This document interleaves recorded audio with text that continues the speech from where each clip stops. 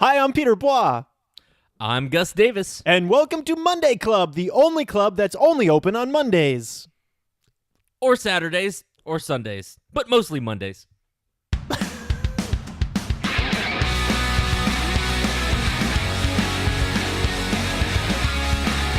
Welcome to Monday Club!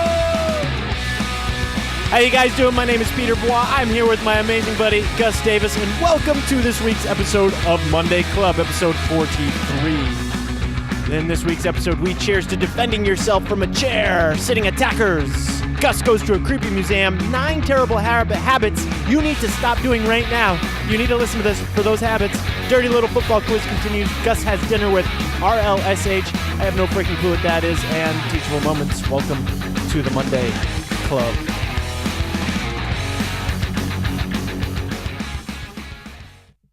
Cheers! Cheers! I stole your cheers.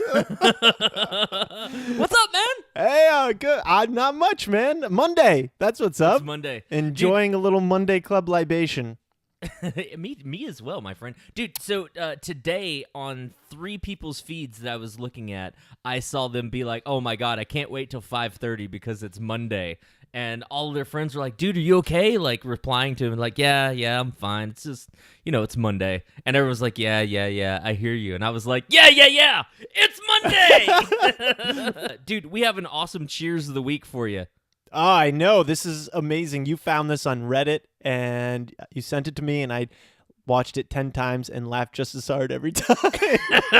This is one of those videos where I don't know if I feel bad for laughing or if I'm laughing because that was their intent or like I'm not exactly sure what this video is. I'm not sure if it's real or fake. Like if it's designed to be real knowledge or designed just to be funny. Do you have any thoughts on that? I'm in your camp. I don't know if this is part of some real defense video, self-defense video to teach you how to defend, and they're trying to be serious, or they think this is a complete joke and, they know this is a complete joke. I don't know.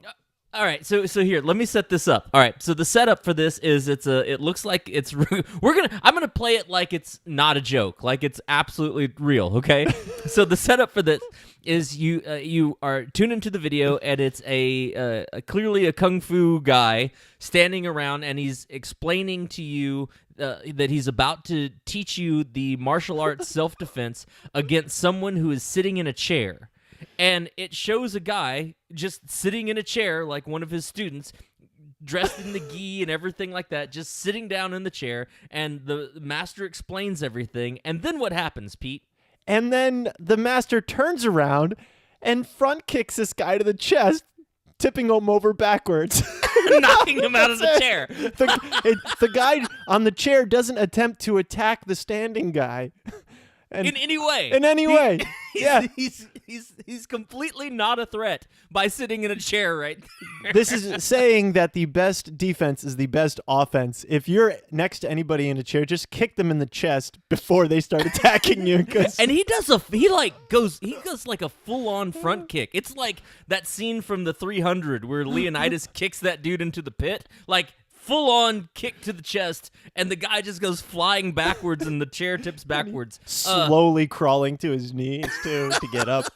Well, not only for putting out the video, but also for just getting your ass kicked while chilling in a chair, we raise our glasses high to you, chair guy, and thanks for teaching us how to defend against helpless people.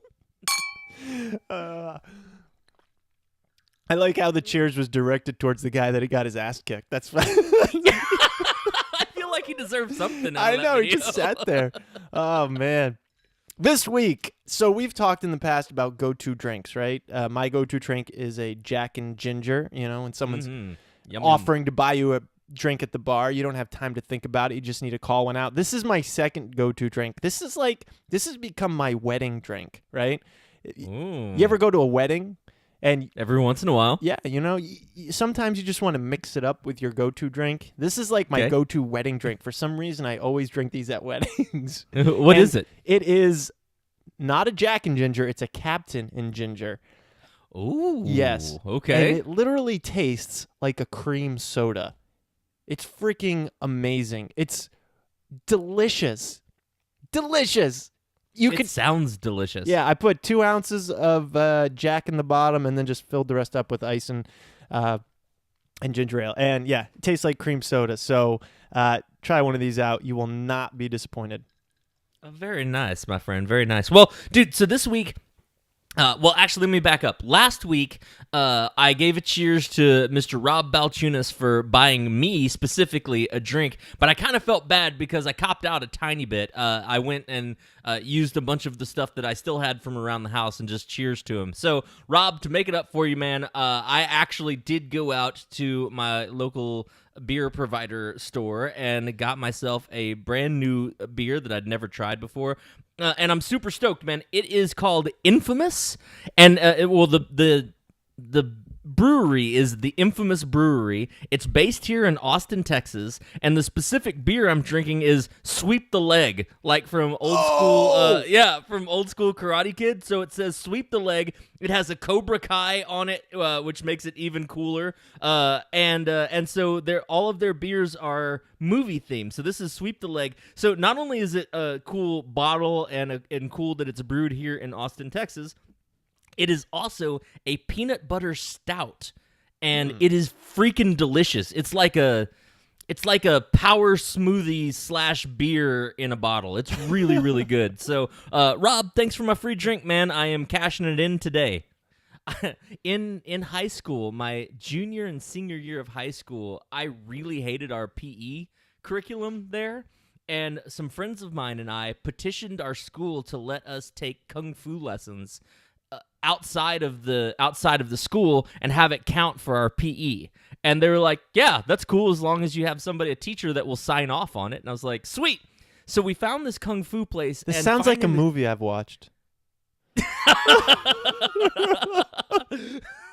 No, I swear to God, this is true. So we found this kung fu place after a long, looking at a bunch of kung fu places, and all of them, some of them were super sketch, man. Like, we went to this one that had it was like the guy that you expect to, beat up nerds. You know what I'm saying? Like, that guy was in charge of this kung fu place, and we walked in, and he was like, hey, I can teach you how to choke somebody out just with their t-shirt. And then he reaches up and grabs my shirt and twists my shirt around his hands. So it's like twisting a towel when you're doing a rat tail thing. Yeah. Anyway, he twisted my shirt and then brought it up to my jugular and then started choking me out with my own t-shirt. He's like, see?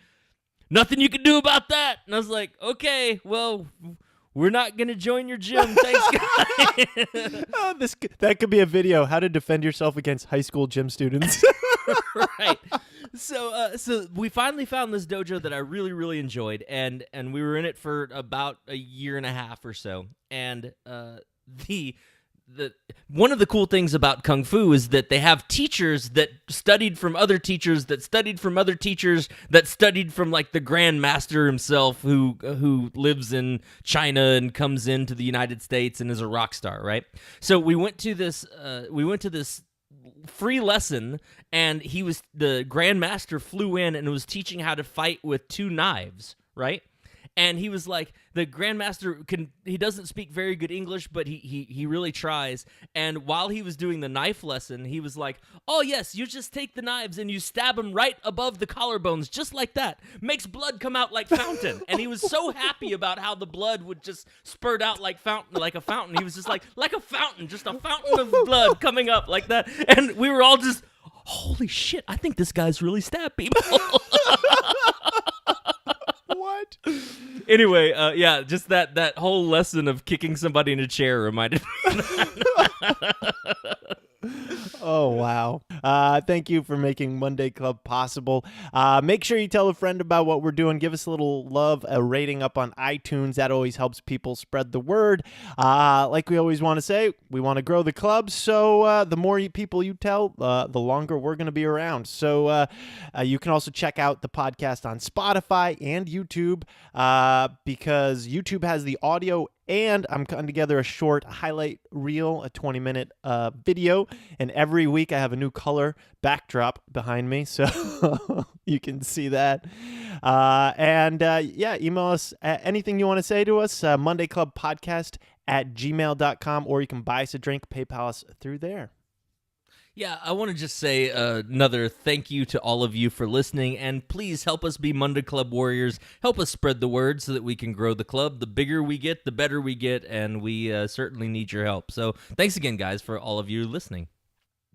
So for our anniversary, we wanted to feel super fancy, and I already told you that we went out and we had oysters, but before we went and had oysters, we went to an art exhibit that was all modern art. And I usually don't like modern art, and this was a perfect example of why I hate modern art. So we show up, and it was you walk in, it's a 3-story building with a rooftop lounge, and we walk in, and we're the only freaking people there. They say, okay, well, it's like $5 per person to get in. So we go in, and they're like, okay, the exhibit starts by going around the corner, and you go and watch a movie. And we're like, oh, okay. So we go and we sit down and we watch this movie. And this movie was basically think college RTF major on a lot of acid who made a movie, right? What's like RTF? There's radio, television, film. Oh, okay. So like there's scenes with a lady walking down a neighborhood street. And then it plays that same scene in reverse, so she's walking backwards. And then it plays the same scene, but she's walking forwards, but the clouds are moving backwards. And then it moves to the next scene, which is a monologue of somebody just talking about absolute nonsense while they're cooking meat on an open grill. And then it switches from there to them in a barbershop giving people jacked up haircuts while weird music is playing. Okay, like, that's the movie, okay? And that movie... We sat in there for as long as we could stand it, and we stood up, and we came out back to the front desk, and they were like, wow, you lasted a long time in that movie. And we were like, oh, okay. And she's like, yeah, most people just sit down, and they look around, and then they get right back up, so, good job. And we're like, oh, okay. Prepare yourself for the Dirty Little Football Quiz. So this week, the Patriots did not play. They had a bye week because they're awesome, and they are the first team in the conference. They are first seed going into the playoffs in their division, And so, yeah, no Patriots this week, but we have Dirty Little Football Quiz. I think there's something extra special and saucy about us doing a Dirty Little Football Quiz when the Patriots had a bye week. I know, because... We're doing it when they're not doing it. All right, guys. So here's how our Dirty Little Football Quiz works. So we know that not all of you come here and need to catch up on your Patriot sports ball, but we do want to encourage Pete and his undying and unwavering love of the New England Patriots. So what we decided to do is we put together a fun little quiz. The same terminology that's used in football is the same terminology that we've found that is used in erotic fiction. I picked 3 random sentences from erotic fiction. I'm going to read them to Pete. They each have a word that is connected with football. His job is to identify that word, replace it with the football definition, and then read the sentence back with the football definition in place of that word. If you can do it 2 out of 3 times, we will buy one of you a free drink from us here at Monday Club. Pete, you ready to play? Let's do it. All right, here we go, man. And I apologize to all of our listeners. Here we go. God damn it. Is this one extra saucy? I feel like it is. All right. Claire begged and keened, all while having an out-of-body experience as she marveled at her quick conversion from bossy businesswoman to slutty plaything. Whoa. I'm going with conversion. Conversion is a correct answer. Yeah. Thank you very much. Thank you very much. All right, conversion. What you got, buddy? Conversion, it can either be a 3rd down conversion or a 4th down conversion, or I guess you can convert on 2nd down and 1st down too. But it's when you get you convert your downs. You get a new set of downs by getting a 1st down.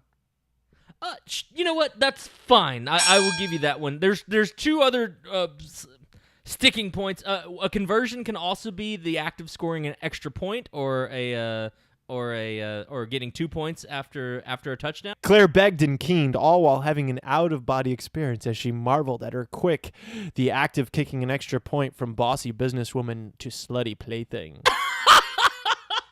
Well done. 3 for 3 going for perfect makes Pete perfect on this round, which means that one of you is getting a free drink!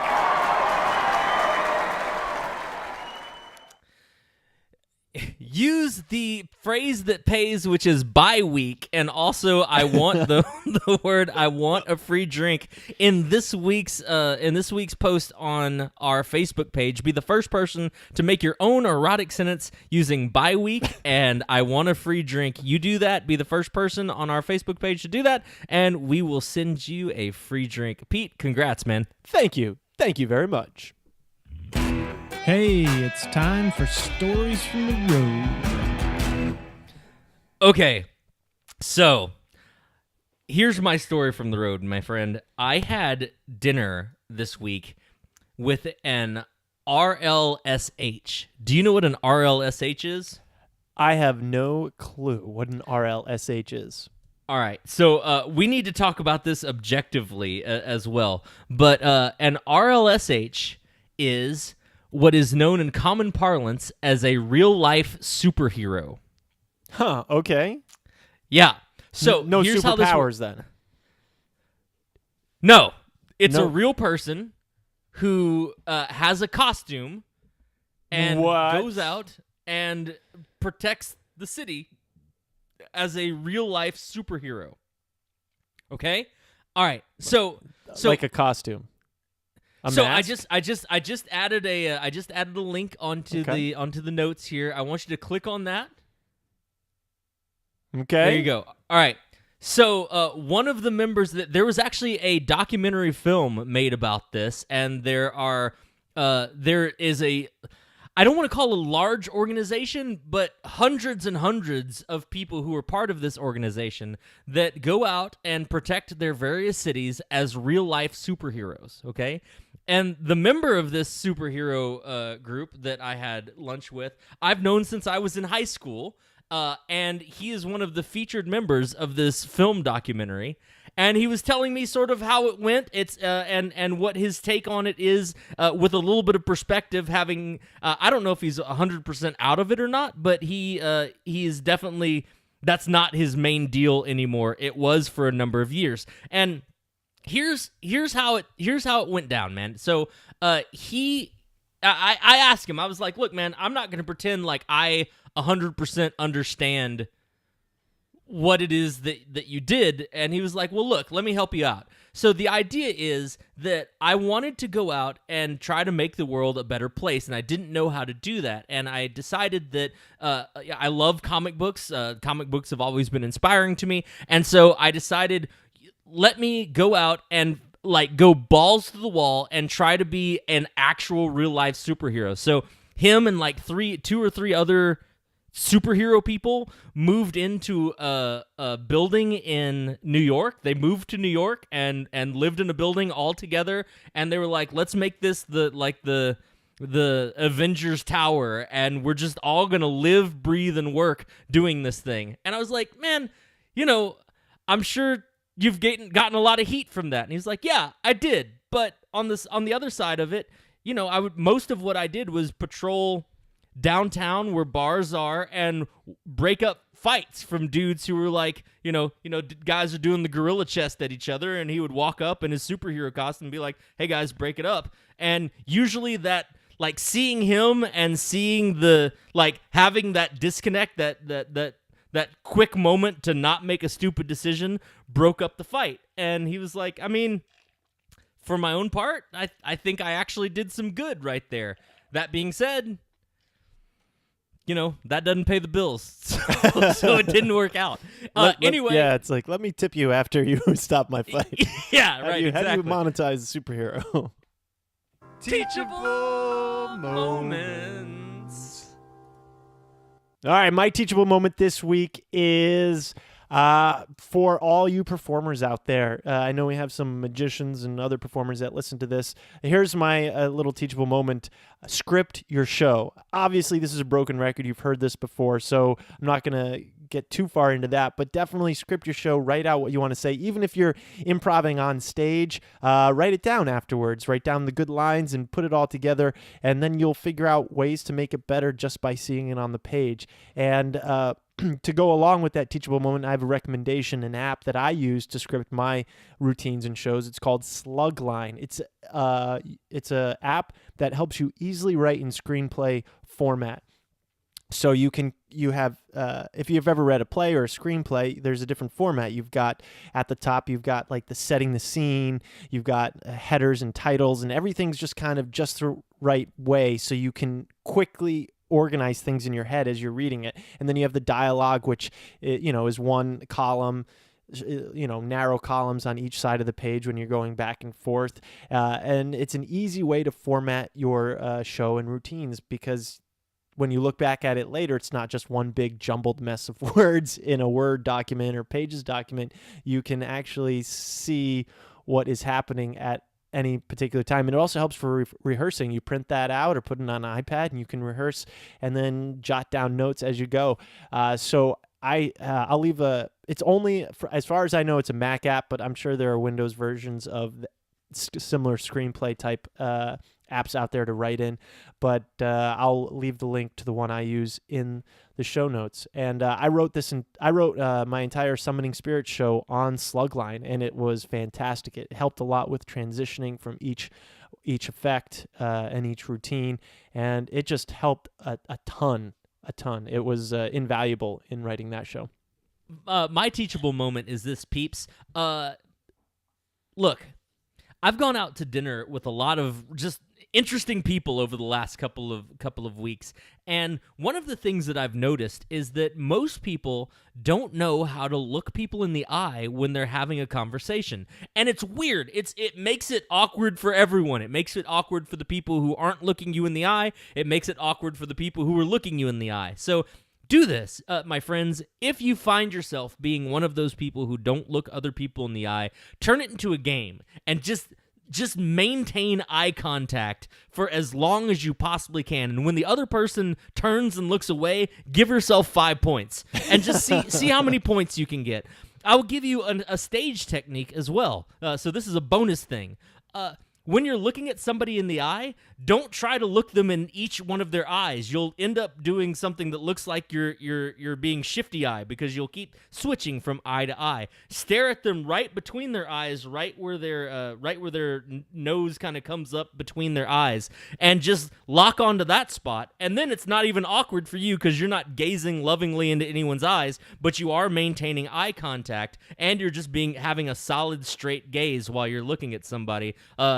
I'm telling you, it's going to make people change their opinion of you if you find yourself being one of those people who don't actually look people in the eye.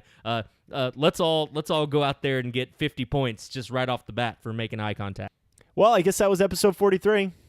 It's in the can, man.